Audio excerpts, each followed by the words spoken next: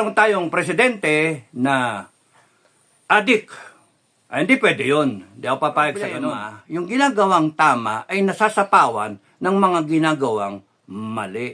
Natatambak. Kasi maraming Pilipino nagtatanga-tangahan, nagbubulag-bulagan. Pero magkakaalaman yan. Dadating yung takdang araw. Sinasabi ko sa inyo, dadating yung takdang araw when people will really go out and then declare na ayoko na, tama na. Ang masasabi ko lang sa taong bayan, kung aabot tayo sa 2025, papaabutin nyo yung ganyang mga style, abe magtanda na kayo. Ito nga mga kababayan, bago natin ituloy ang video na ito, kung bago ka lang sa aking YouTube channel baka pwede makahingi ng like at subscribe at click mo na rin ang notification bell para updated ka sa aking nilalabas na bagong video. Salamat po. Na lang ang natitira sa iyo, Ginoong BBM, para sa iyong drug test na hinihingi namin mga kababayan, na magkaroon ka ng drug test not by way of saliva o ng blood test, pero sa buhok mo, para matapos ang issue about drug use, di ba? Hinamon ka ni former President Duterte, ang sinagot mo, bangag si Duterte. Baka siya yung may tama, no? Baka siya yung nagdodroga, gawa ng fentanyl. Eh, mali naman yon. Dapat, sagot mo, o sige, drug test tayo. Ganoon. Para walang tinatago, di ba? Kasi binoto ko ng taong bayan eh. Okay. So, March 31. Pagka hindi ka nagpa-drug test, Ginoong BBM, pag hindi ka nagpa-drug test hanggang March 31, ibig sabihin, inaamin mo sa taong bayan na ikaw ay nagdodroga talaga. O, yun, malinaw, di ba? Kaya you have all the time na, uy, teka, seryoso yun pa-drug test na ako. Yung gano'n, pa-drug test ka na. Kung hindi, meron tayong presidente na adik. Ay, hindi pwede yun. Hindi ako papayag sa gano'n. No. Pagkalakpas ng March 31 at ikaw hindi nagpa-drug test, inaamin mo na ikaw ay addict, magagalit na kami noon. Sobra-sobra na, huwag kang magulo, nagagalaw. Nagagalaw. Ang doon, hindi pwede presidente addict. Saan ka nakakita ng presidente na addict? Kahit sa South America, yung sa Colombia, hindi namang addict ang presidente doon. Mga kriminal lang ang adik eh. So, yun na, pa-drug test. Bawat mamamayan ngayon, kung ano talaga yung nangyayaring tama at mali sa bansa natin. In fairness to BBM and his administration, meron namang mga ginagawang tama. Okay? Meron namang ginagawang tama. Ang problema, yung ginagawang tama ay nasasapawan ng mga ginagawang mali. Natatambakan, natatabunan. Kaya useless yung ginawa mong tama kung yung net effect, yung net result ay panay mali ang nagagawa. May magsasabi, ba't di ka tumakbo ng presidente? Ba't ako tatakbo ng presidente? Loko-loko. Sakit ng ulong Pilipinas, akala nyo ba? Sakit ng ulo. Ang hirap niyan, maraming gustong tumakbo ng presidente at nagwawagi na maging presidente, yung pala, hindi kaya. Yun yung problema. Mabuti nang umpisa pa lang, sabihin mo nang, hindi mo kaya. Kasi mag-ambisyon kayo, and then, pagka naging presidente, ayan, naging kagaya ni BBM, na hindi kaya. At maraming naloko, maraming naniwala. Isa na ako ron. So, ba't ko sinasabi na gano'n yung natin? Kasi maraming Pilipino nagtatanga-tangahan, nagbubulag-bulagan. Pero magkakaalaman yan. Dadating yung takdang araw. Sinasabi ko sa inyo, dadating yung takdang araw when people will really go out and then declare na ayoko na, tama na, ayoko na ng ganitong klaseng gobyerno. Ayaw ko ng arroganteng politiko, mga animal kayo. Kayong mga politiko, ang yayabang ninyo pagka naboto na kayo. Hindi na kayo malapitan, ang titigas ng ulo ninyo. panay-snub kayo. Inaano nyo kami. Hindi nyo kami pinapansin. Pero nung nagliligaw kayo para boto kayo, abay, ang kakala nyo babait ninyo. Di ba? Tapos ngayong dadating ang 2025, ayan na naman kayo. No, pumapapil na naman kayo. Nagpapapansin kayo. At the expense of the Filipino people again.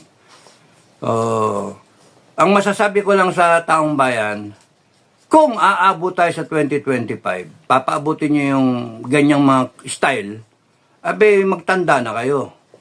Kasi kung hindi kayo magtatanda, good luck again. Another 3 years, lost. Yun 3 years. Every 3 years, lost. So ngayon, from 1986, na it should have been the start of a new era in Philippine politics, in the Philippines history, 1986, 2024. Walang 38 years. 38 years. Putragis niyan ng mga, sorry pero yun yung nakakainis. So mabuti pa nag-take over na lang noon ang RAM. Kasi merong supposed to be na mga junta people at that time.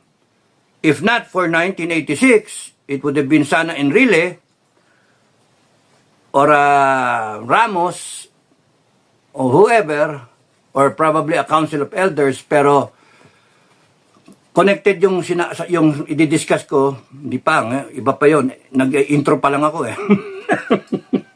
haba na intro ko. So, ang ano doon, if it was well thought of, well planned, hindi mangyayari yung ganito sa atin. Nangyari, tapos nang nag-Cory, and then kudita, and then nung 89 bloody, nagkapatayan pa, merong junta government na i-install at that time ng mga politiko. Then, so yun yung mga gusto kong upakan At that time, siyempre, hindi pa nag-unfold yung magiging history ng Pilipinas na kawawa tayo sa mga abusadong politiko. Politiko ang sisira ng future ng Pilipinas. That is a fact now. Okay? Walang argument doon. Panay politiko na binoto ninyo ang sumira sa magandang future ng bansa natin. 38 years. Isipin nyo, what was Singapore 38 years ago? What was China 38 years ago? In 1995, nagpaalam pa sila, Bossing, Capital, pwede ba kaming magtayo dyan ng parang shanty-shanty dyan sa Mischief Reef? Sabi nito, sabi nga ni Ramos, pwede. Daungan ng mga fishermen. Military base na ngayon Hindi ka nga pwede lumapit, pati buong South China Sea nang kinili. But in 1990, sino ba sila? Wala. Abay ngayon, tayo inaano nila ngayon? Tinataboy tayo, water cannon tayo, binabangga tayo. Kasi nga sila, nakapokus tayo, sabog, bulsa ang focus ng mga politiko natin, mga animal. Swerte nga tayo, nagkaroon ng Duterte, kahit papano, nakahinga ang bansa natin ng 6 na taon. Akala natin tutuloy ni BBM, sayang. Sinayang mo BBM Sinayang mo.